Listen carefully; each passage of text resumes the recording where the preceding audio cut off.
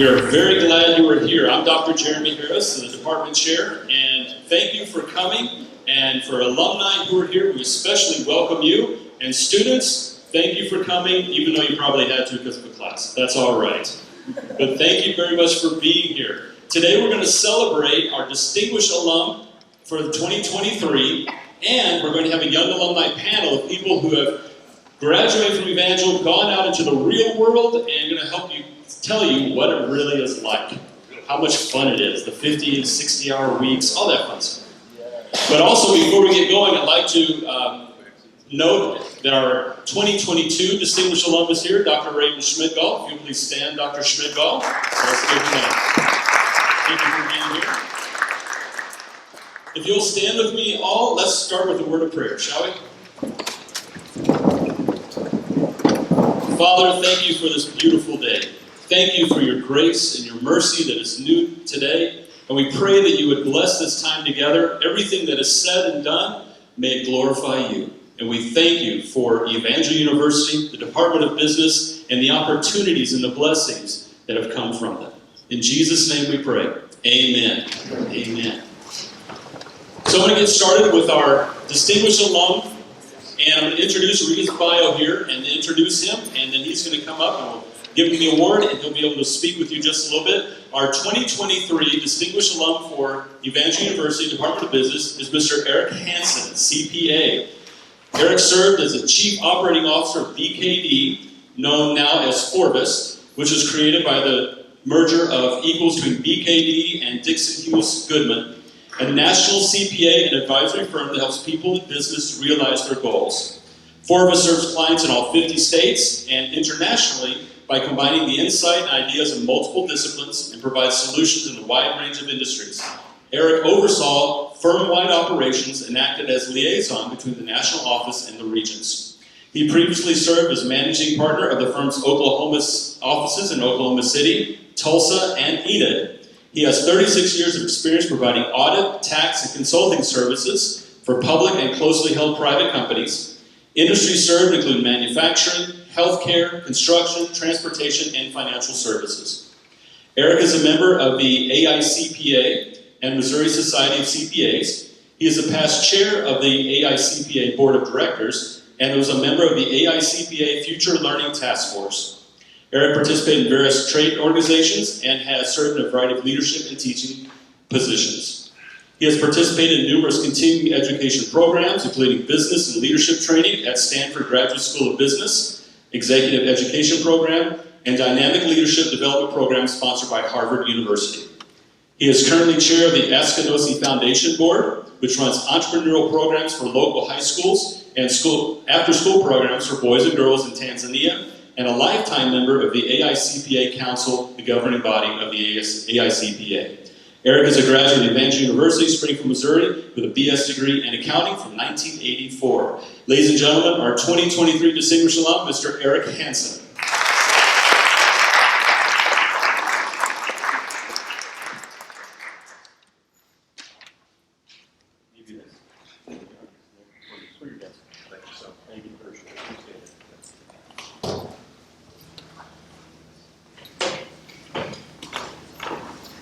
Thank you, Jeremy.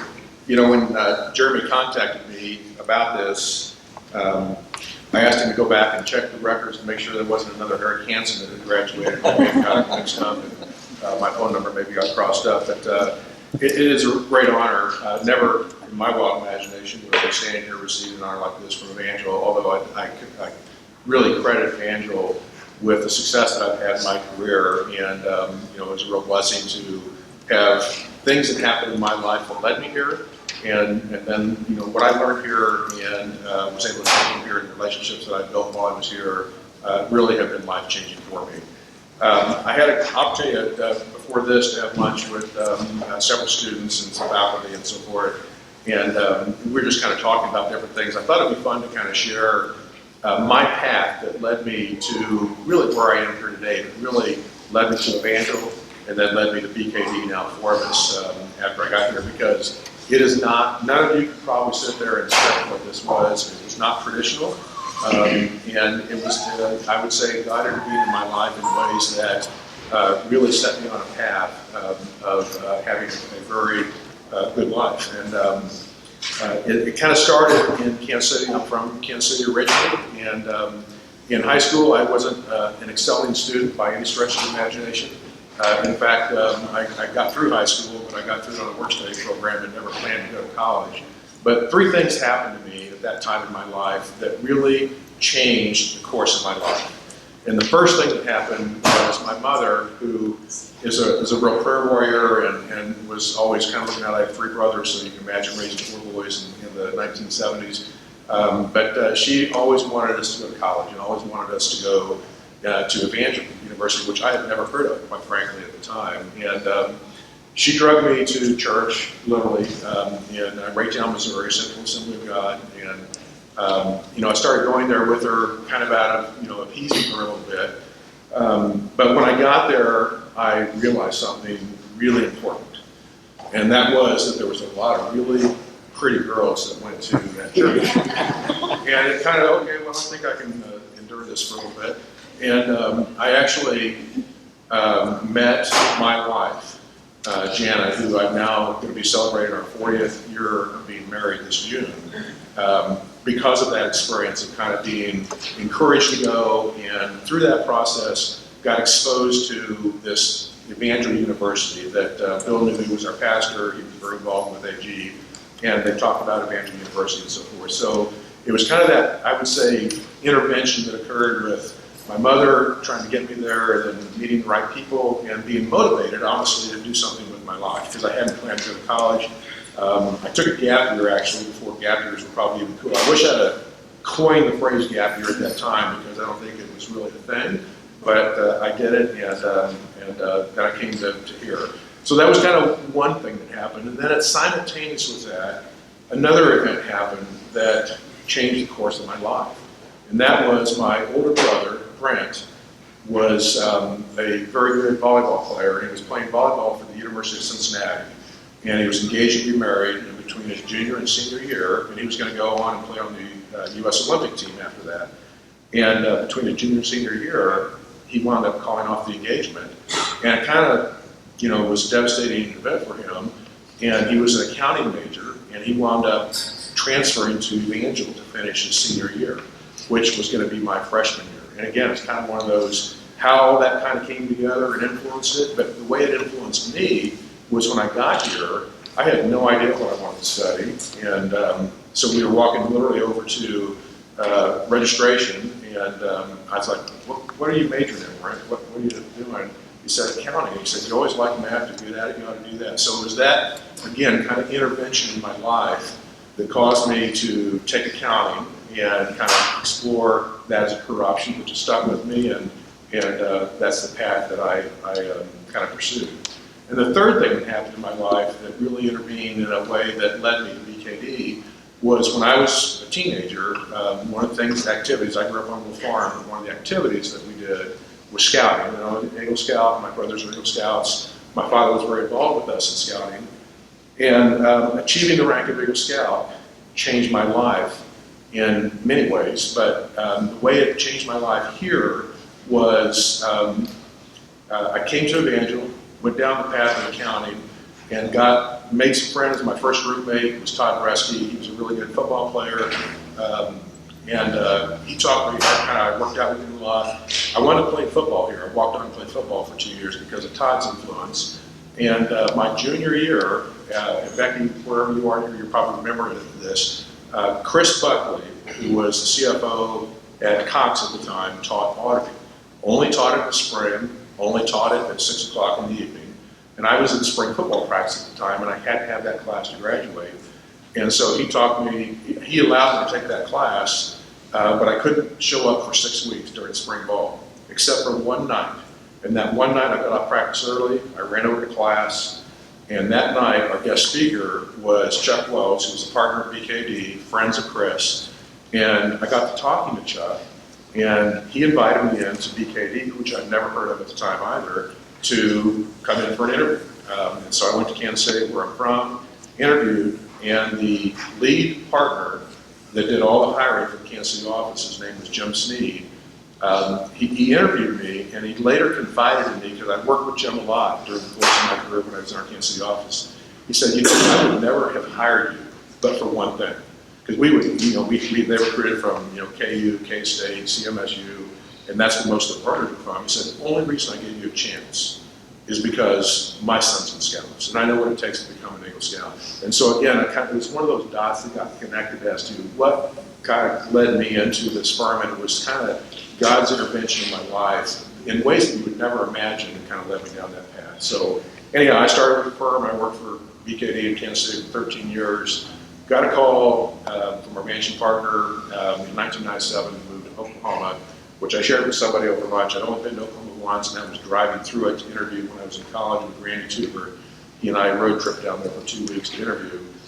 So we moved our family with 3 young kids to Oklahoma, and lived there for 13 years, learned a lot, grew a lot. It was a great period of time in my life. And then I had an opportunity to come to Springfield, which I never thought I'd be living in Springfield after having come to school here, and became the Chief Operating Officer for BKD. That opportunity then led to engagement with the ICBA and representing the firm, and eventually led to becoming the chair of the board. So again, it was kind of just, odd circumstances and events that led to that, me being where I am today, quite frankly, with the success I've had with BKD and with the ICBA. I think the message in that, though, is just kind of, you never know what God's plan for your life is, and what things will happen that are going to influence you and change the direction and course of your life. But you got to be kind of willing to follow that, and I would say continually pray for God's favor in your life, because He certainly provided that to me. I asked my wife, who again has been Janet is, we're celebrating our 40th anniversary, so it'll be 40 years of graduated. I graduated in May, got married in June, and started with BKD in July of 1984. So this is a big 40 year for me. But I said, what can I tell students that they really would need to care about, or would want to hear, what advice can I give to you? And this may go in one ear and out the other, and that's fine if it does. But I came up with just 3 things, I suppose, that I'll share with you. And the first is, and this is going to sound like a cliche, but change is constant. And change is happening at a rapid pace. And so it was mentioned in my bio that I was part of the ASCPA's Future Learning Task Force. And that was something that really opened my eyes about the skill set that you have today that you're graduating with is going to be worth just about nothing in 2 or 3 years, because you've got to continue to change and evolve and develop the skill set that you have. And if you ever get complacent with the skill set that you have today, it's just not going to be that much the value in the future, because change is so rapid. Technology is driving that pace of change just at ultralight speed. So just embrace the fact that graduating isn't necessarily like the end, it's the beginning. And that's where you kind of start your journey, and you're going to have to constantly reinvent yourself, constantly re-educate, and commit yourself to that throughout the course of your life. Or frankly, you're going to become extinct. And that's, I've seen it happen to some of my partners. I had one of my partners in Oklahoma come into my office and say, I'm retiring. He was 55 years old. And I said, you're one of my best partners. And I said, Joe, why are you doing that? He said, I've been through, and he started naming all these changes over the course of his career that were hard as an audit partner to kind of reinvent yourself and relearn. He said, I'm just not up for it anymore, and this, I want to give the opportunities to some of our younger people who are up for it and capable. And to me, it was a great decision on his part, because he was ready, but also it underscored the fact that you have to continually reinvent yourself and change to stay ahead of the game. So that would be one. The other would be, the second would be work hard. And I think I'm a testament, if of anything, that you don't have to be the smartest person in the room, but you really do have to commit yourself to hard work. And I don't mean, you mentioned, Jeremy, you said 50 to 60 hours, and I was kind of joking about that in my mind. It's like, oh man, that would have been a breeze back in the day. But you do have to work hard. But you can do that in today's world, particularly with technology in today's world, and have a good life balance as well. And I truly believe that, and I think firms and organizations are committing themselves to that. But you still have to put forth the effort, and you have to work hard. My goal was, and it really started when I started Evangel with Todd Bresky as my roommate. Todd was a football player. He's a really good football. He actually got drafted by the San Diego Chargers after me. He was a really, really good football player. But he was kind of a dropout in high school, kind of like me. And when we got here, met as freshmen, we're like, we can outwork anybody, and we're going to commit ourselves to do that. We both wanted to graduate with the 4.0. I got close, Todd did. And again, it just goes to show that you can really put in the effort and work hard. You don't have to be the smartest, but if you put in the effort and really work hard, it will help advance your career. And the last thing I want to leave you with, and maybe this one will stick with you because it's an acronym, and it's pride. And I have tried to always approach my life with a sense of pride, but it was a sense of pride in the sense of this. I went to a Missouri Hospital Association convention when I was early in my career, and I heard a guy by the name of Tom Sullivan speak. And Tom he's an Olympic athlete, very accomplished speaker, very accomplished businessman, and he was born blind. And he wrote a book called If You Can See What I Hear. And it's about his life and how he overcame his handicaps and so forth. And the theme of that book that he spoke about stuck with me, and I've never forgotten it.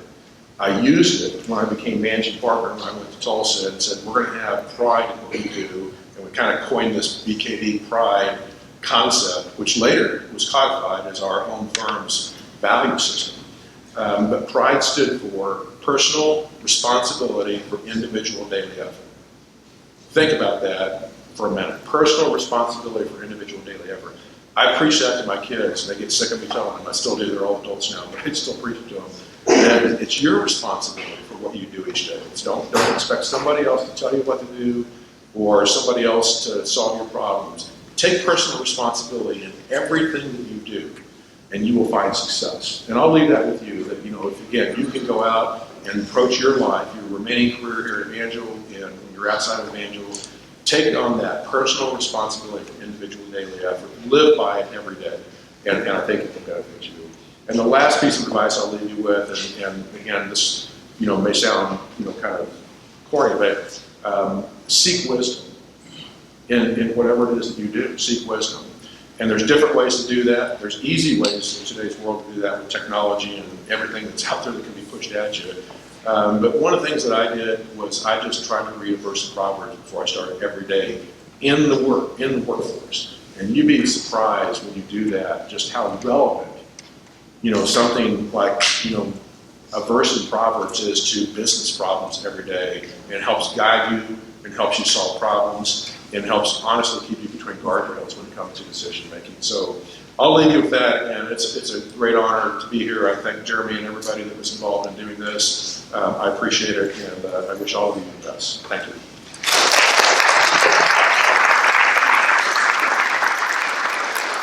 Traditions that we're establishing here, because this is the second year we've done our Distinguished Alumnus. Sorry, y'all. Thank you.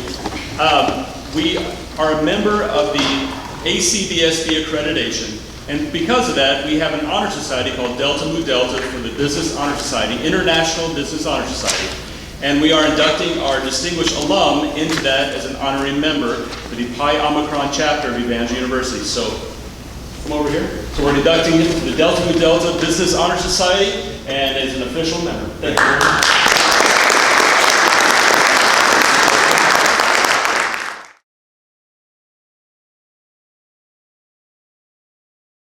Well, it's my privilege to facilitate young alumni who have come back to share some wisdom and kind of their journey. And the reason that we do this is because they can still remember what it was like to be sitting out there and what their mindset was at that point in time.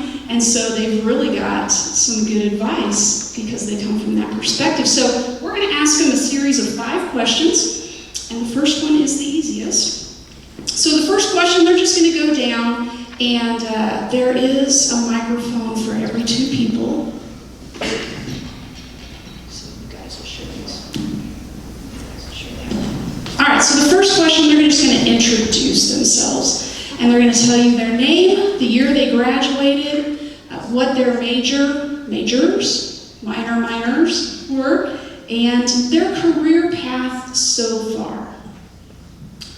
Good afternoon. I'm Josh Whitaker, graduated in 2014 with a marketing degree. So far in my career path, I've been in 2 different industries since graduating. The very first company I worked for out of college was actually through an internship I had my senior year. I worked for a company that made coat hooks, and that's always an interesting story to tell, great in interviews. And then second, I transitioned into the real estate industry, worked as the marketing director for Great Southern Bank's mortgage department. And then about 5 years ago, my family moved to Columbia, Missouri, and I jumped into real estate full-time as a realtor. My name is Vanya Hager, and I graduated in 2015 with business administration, a major in management. And so once I got out of Evangel, I worked for AG Financial in customer service for 4 years. And then after those 4 years, I actually got my master's in nonprofit and civic leadership at Evangel University. And then straight after that, I did some projects with the Pregnancy Care Center, and that's how I got connected with them. And then at first, when I transitioned to the Pregnancy Care Center, I was the education coordinator and assistant to the executive director. And about a year and a half later, I did not expect this, but I became the director of operations for the Pregnancy Care Center. Hi, I'm Raina Lique. I graduated in December of 2021, and I majored in business administration and marketing, and I'm currently over at Bass Pro Shops, the corporate office, which I didn't even know existed, honestly, over on Kearney Street. So I've been doing that ever since I graduated. So. My name is Eli King. I graduated in May of 2022 with an accounting and management double major. Since I graduated, I immediately started working at Forbes and have been there for almost a year and a half now. So,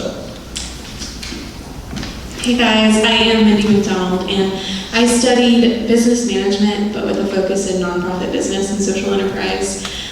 Actually, during my time at Evangel, I was hired on at Victory Mission in 2018, and so I was an intern there all throughout my time. And I was hired on after I graduated, and then in August of 2020, I actually left the nonprofit sector for a little while and worked for a healthcare technology company. We sold entrance management software to hospitals in New York City and around during the pandemic. And then in June of 21, I got a call from Victory Mission asking me if I wanted to come back as the marketing director. And then last year, I also accepted a position as the advancement and marketing director, so I get to do that now. Okay, so now that you guys know their academic discipline and their career path, I'm going to start back with you, Mindy, for question 2. What parts of your jobs have you really enjoyed? Absolutely. So I like to boil marketing down to storytelling, ultimately. And I love what comes with that, both as a fundraiser and in marketing. And there's a lot of creative problem solving. You get to be creative, think about logic, and ultimately connect people who, I get to connect people who have a passion for local missions and recovery ministry with a cause that they really care about. And that's great. But I think my favorite part of my job is I feel like I get a front row seat to watching miracles happen. It feels kind of broad or big to say that, but I feel like that's really what I get to see as people are walking out of homelessness and incarceration and sometimes years of trauma and abuse and finding a brand new life. And so I didn't always get to do that. I loved doing marketing in general, but getting to do that back under the umbrella of Victory, I get to reflect that back and see how God's glorified. So that's pretty fun. I think my favorite part about my job, one, I get to travel quite a bit. As an auditor, we have clients all over the country. So to reach those clients on a personal level, it's easiest if we do that in person. So being able to travel across the country, especially while I'm single still, has been a great experience. And then number 2 is I learn something new every day. So it's kind of hard to go a day without learning something new, especially with the rate at which the accounting standards change and reaching those clients requires us to stay on top of all those new changes in order to best serve those clients. Part of my job that I really enjoyed, and especially if you're getting into marketing, is just working with a lot of different groups within your job. I know I work with like email team, print team, digital marketing, or digital merchant, like all these different groups. I work with every single one of them. So just like building relationships with different people and just collaborating a lot to basically, the end goal is just like executing the marketing has been really enjoyable, and just, I feel like you learn a lot of people that way, so, or meet a lot of people. So what I've enjoyed about my job is just the learning process. Just all the new things that come with the position I'm in. I work with the insurance, I work with all the policies, I work with HR, just kind of all of those things, and even take care of the building, which that has been a huge learning curve for me. But also just the leadership that have been helping me through all of this and navigating me as a young professional. That has been huge. I've enjoyed very much just soaking up all their wisdom and just learning the culture. So. I think for me, the most enjoyable part about real estate is every day is different. This past week, I had to deal with an alligator. You never know. You never know what you're going to have to deal with different properties. But more importantly, I get the honor of helping people and guide people through the largest financial investment most people are ever going to make. And my very first client was a single mom with a 1-year-old who never thought she was going to be able to own a home. She thought she was going to have to rent her entire life. And the day we got to closing, just seeing her at the closing table signing those documents, and then every year at Christmas getting a Christmas card from her, telling me how much that home has impacted her and her family, and how that's going to help create generational change in her family. It's crazy. All right, so we've heard the fun part of their job. The next question is, what parts of your jobs have you found challenging? Dealing with people in the middle of the largest financial decision most people are going to make can be very challenging. Buying a home for some people, it's nothing to them. They've got the money, they've made great financial decisions. It's not a huge impact on their lives. But then I get to deal with clients where every penny that they've saved up is going to go into this transaction. It is 100%, sometimes 110% of everything they have, and it can get emotional. So the biggest thing I think is dealing with expectations. Buying a home is about a 30 to 45 day process, and there can be a lot of expectations that are met or exceeded. I always try and exceed expectations. And so that's why communication is really key. Being a clear and effective communicator and making sure all the shareholders are included in the decision-making process and that it's explained as clearly as possible. So you're not at the closing table, you're not doing your final walkthrough, and it's like, oh, I thought the blinds were staying with the house. Why is there no refrigerator in the kitchen? That wasn't part of the contract. That wasn't the expectation. So assumptions can really get you. So you got to be clear, you got to set expectations, you got to make sure you're communicating effectively. So the challenge I've found, especially transitioning into the director of operations, is I have some people that are under me that are a lot older than me. They could be my dad. And that has been really difficult. So just working with different personalities and just navigating that, especially knowing you can't change a person. You can guide them, you can give them just input or feedback, but sometimes you can't change them. And so that's where the Strengths Finder, I know Evangel does it here, we do it at the Pregnancy Care Center too. We found that actually that helps us work with each and every single individual and on their strengths, because we're all different. So that has been a challenge, but also a good challenge, because I've learned a lot in how to communicate with every single individual, donors, customers, with employees, with the board of directors, with clients, with everyone.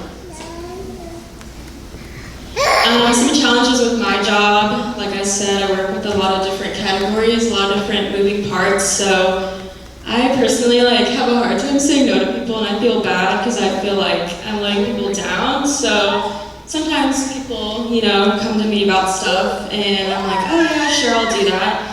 And then you do that so many times until you're basically doing someone else's job. So just learning to have boundaries and just make sure people know what's a part of their job, because it can get really muggy, and then you just feel like, oh, what you did for me then, oh, I need your help now, and I'm like, okay, well, I also have to do my job, so just learning to say no when you can, and just having those boundaries, and yeah, that's pretty much all. I think the biggest challenge for me was when you come out of college, you kind of think you know more than you actually do. So immediately, my first week is basically full-on training. So that first week, you feel super overwhelmed. You don't know anything. You kind of got to relearn everything you thought you knew. Because, everything you learn in an accounting class, yeah, it's all good background information, but once you get into actually doing the job, it's a lot different. So you're kind of fully learning everything about the actual process while you're also trying to do the job well. So that's probably the biggest challenge I've faced so far. And I feel you. I would have to say the biggest challenge is imposter syndrome. I was actually at a sales training recently, and they were talking about kind of this theory around identity and role. And the idea is if I take all of my roles, whether that's my job at Victory or my role as a wife or a friend or a daughter or sister, follower of Christ, if I put that on the table and understand that it actually has nothing to do with my identity. So knowing that, it's funny, it was a secular training, but it feels totally biblical principles. Knowing that I'm a daughter of the King, I'm already a perfect 10 without what I do, because Christ has already done it for me. And so what that allows is kind of some freedom and some flexibility, that when I have a total one day when I just stink it up at work, I can go, okay, well, lesson learned. I obviously don't want to do that again, but there's a lot to learn from that. And then again, when you have a phenomenal day, it's okay, yeah, that was great. I'd love to see that happen again. What can we do to make sure some of this carries over? But ultimately knowing hey, that's Christ in me. And so I feel really, really fortunate. The team that I get to work alongside and lead a majority of them are other young professionals, 20-somethings, and so we have a fun time encouraging one another that actually His strength is made perfect in our weakness. And so where we fall short, that's a lot of the time where we can just be a vessel and allow Him to use us. And I think those are the moments that I've been most proud of professionally too, are where I've been able to get out of the way. And so that's also really fun. So I think in that, don't be afraid to say yes to something that you feel totally ill-equipped for too. Because if He's calling you to it, then surround yourself with people who are going to help you. But you don't have to quite free the imposter syndrome. But it happens, so yeah. Okay, Mindy, I will ask, and we're going to come back to you now on this one. You come down the road. Okay, so we all spend K through 12 going to school, and then we do another 4 years. So we've spent 16 years of our lives in a certain rhythm, right? We go to school, we get off for Christmas and Thanksgiving, then we go to school, and then we get spring break, and then we're off all summer, we can do whatever we want to. Maybe. What, now that you're on the other side, okay, what has been a surprising reality of life that was not on your radar when you were a student? You know, you work really hard, especially early in your career. But I think I've been kind of shocked by the flexibility. I think there are a lot of things that, as a student, like your schedule is completely packed, and all of a sudden, while yes, you're in a more stringent routine probably, I feel like there's a lot more flexibility. And I actually think I might go a little bit different direction, but I think one of the things that surprised me about my own career and kind of lifestyle is I always envisioned, I'm a Springfield transplant, came here for Evangel, and I kind of envisioned I'd end up back home in the Kansas City area or somewhere else, and I've been really pleasantly surprised at kind of the Springfield community and how much there is to offer for young professionals. We've got some really phenomenal brands like Bass Pro and Forbes and tons of phenomenal nonprofits that a major city might have, but Springfield really offers young professionals a seat at the table. I think they want to hear your voice, and so I've been really pleasantly surprised by that. And there have been a lot of factors at play, but like now we have some family in the area, but ultimately I feel like we've laid down roots here, and Springfield has been a great place to call home, so that kind of surprised me.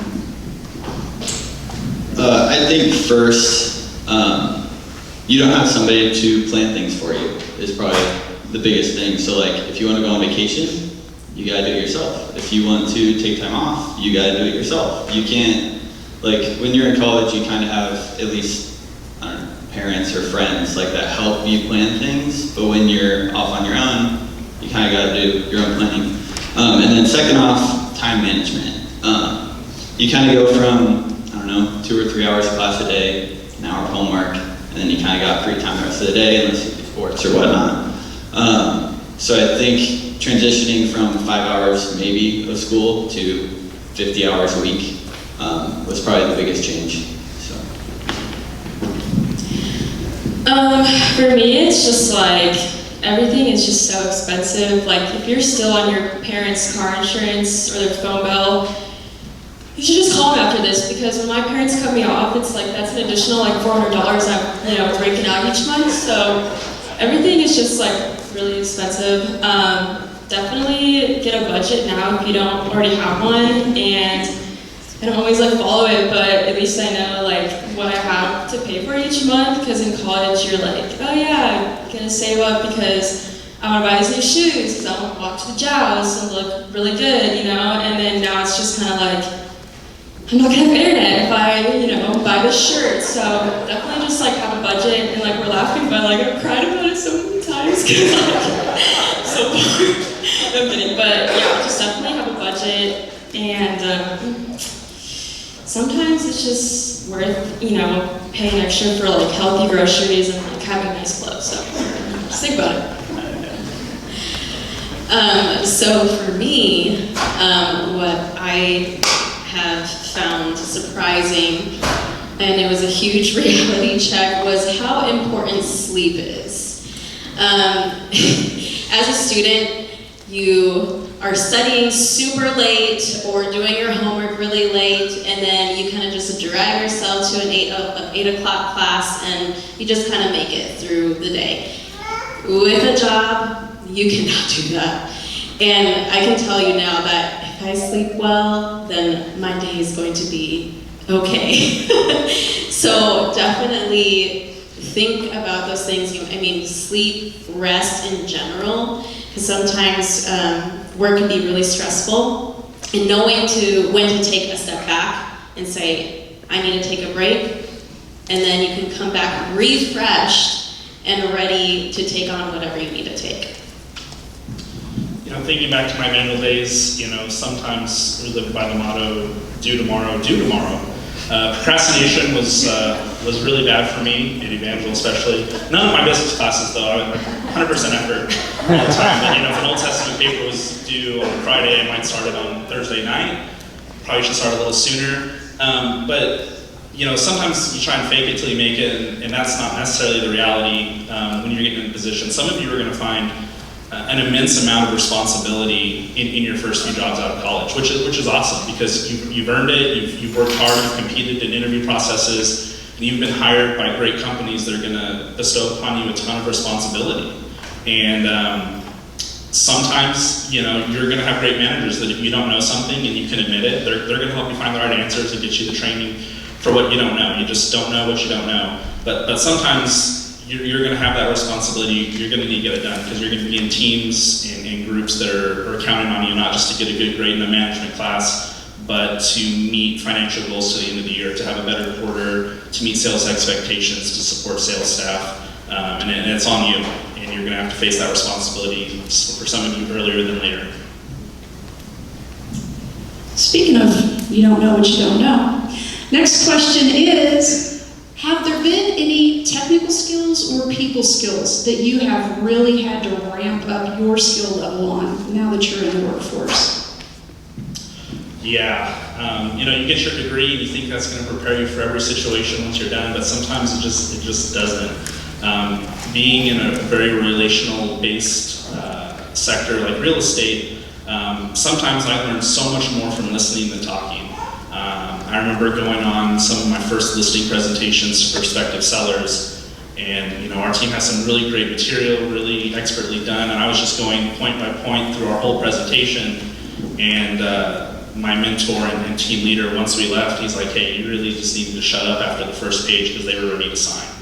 And you just kept going. You probably wasted 15, 20 minutes, going through the presentation, which is great, but sometimes you just need to stop and listen. And what you missed was they were just ready to sign in for you to get everything rolling. So listening is a tremendous skill that's going to take you very far. And just hearing what the shareholders have to say, and sometimes you just don't have to say anything. It's clear cut and you're ready to go. And then I guess on maybe some technical skills. I know it's a hot topic issue, everyone loves to talk about it, but AI is really going to change a lot of industries over the next few years. We've seen a tremendous impact AI is having on the real estate industry. AI is probably not going to take your job, but people who master AI will. So you need to start researching now and see, any prospective fields you're interested in, see how AI is integrating, and start using it now in any way to help leverage your time and just put you a step ahead of your competition. Yeah, I have to echo the communication skills, just verbally and non-verbally. How important it is to, one, know your audience, because a lot of the times you have people that just are business and want to just get things done, but then there's also people that want to tell you a very elaborate story and they want you to listen. So just knowing your audience, but also knowing how to create an email and text is a big deal. Do not use abbreviations. Whatever you do not use abbreviations, and please check your email like 3 times, because I've made the mistake where I didn't check it and I misspelled something and it wasn't great, and I sent it and it was very embarrassing. But I would just suggest just check your emails, know your audience, and also just know when to text, when to email, and when it's appropriate to pick up the phone and call. Usually a phone call is probably the best when it's something really serious. I know our generation is a little bit afraid to pick up the phone, but let me tell you, it's a game changer whenever you pick up the phone to call or talk in person, because you see the way someone reacts, you see the tone, all of it. So yeah, that's what I would say.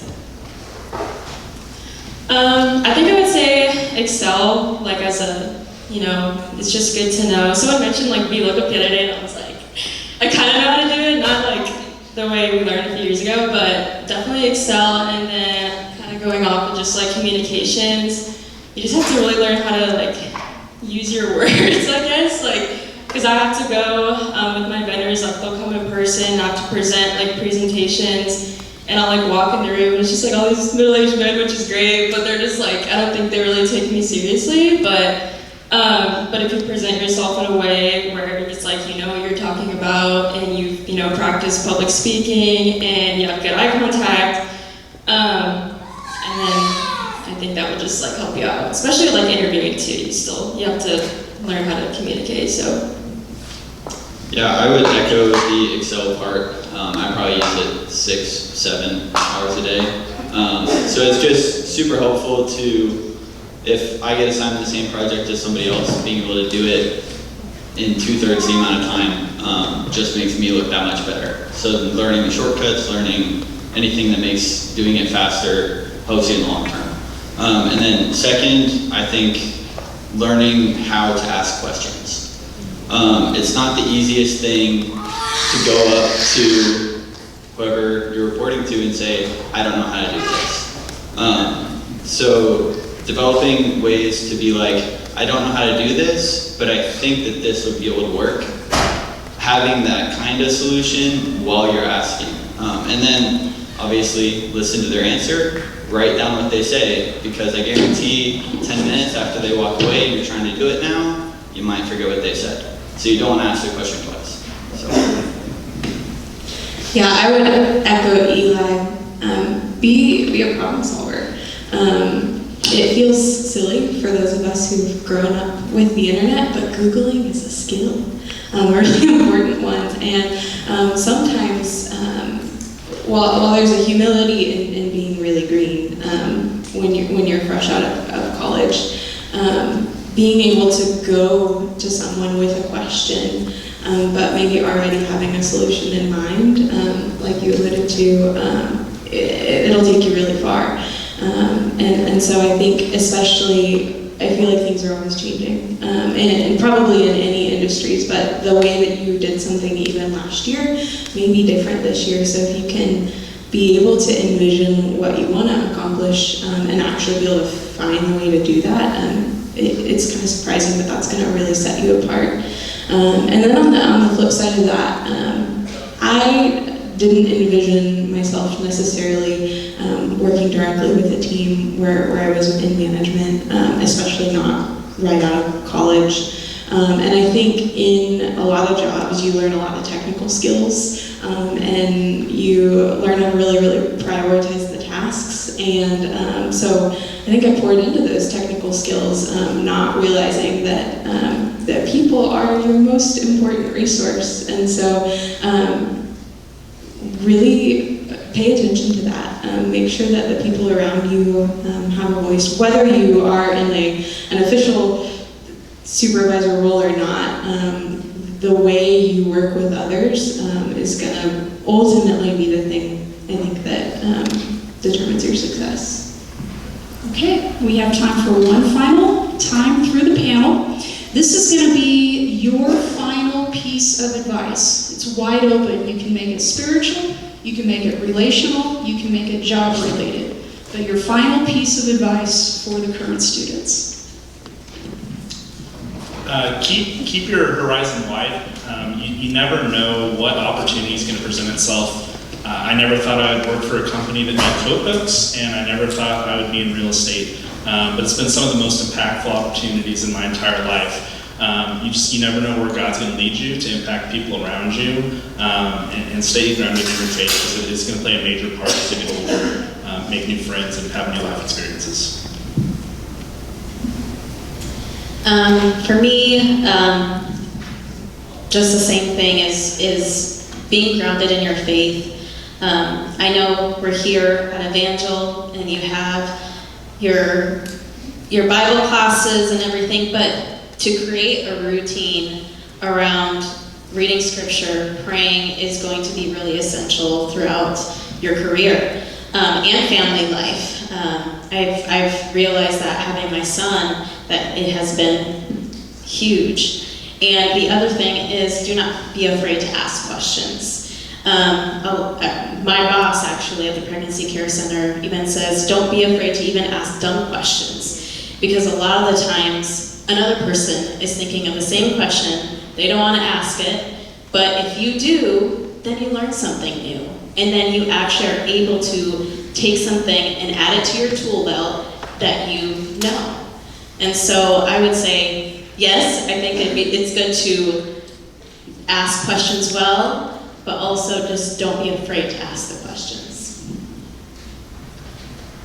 I would say just be like a person. I know a lot of times in like the corporate world or just like jobs in general, you get so engulfed with your position and you're there like most of the time during the week, and people like ask like, oh, like tell me about yourself. You're like, oh, I'm a vendor marketing specialist, but it's like, okay, like what else do you do? Like, do you have hobbies? Like, what's your favorite kind of music? So I think just finding hobbies and doing stuff outside of work too is just like a really healthy like work balance. And ultimately, if you're doing other things or have other hobbies, you can find other stuff that you're also passionate about, and then therefore it's like pushing you further in your career. And yeah, side hustles are a big thing, I feel like, these days. I'd say the biggest thing is if you're planning on either getting a CPA license or any sort of professional certification, I would do that as soon as possible. Because I made the decision to wait until I started working, and it probably took me twice as long as it could have. And the last thing you want to see after working for 10 hours is an accounting book sitting on your desk at home, because then you just know that you got 2 more hours of studying, and then you go to bed and you get up and do it all again. So I would say if you can get even half of, specifically the CPA exams, if you get half of them done before you graduate, you're way ahead of everybody else. So.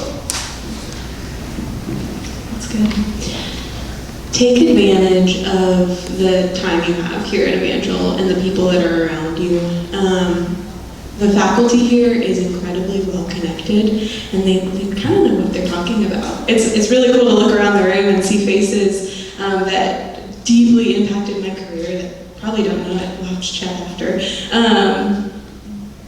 But you don't realize what you have while you're here at Evangel until you step away from it and you really realize how much it's playing a role in what you're doing. If you can, take advantage of internships while you're a student. It really comes to life while you're working and learning about the same thing at the same time. And there are a lot of great paid internships, and so it's really doable. So I think that would be the biggest thing.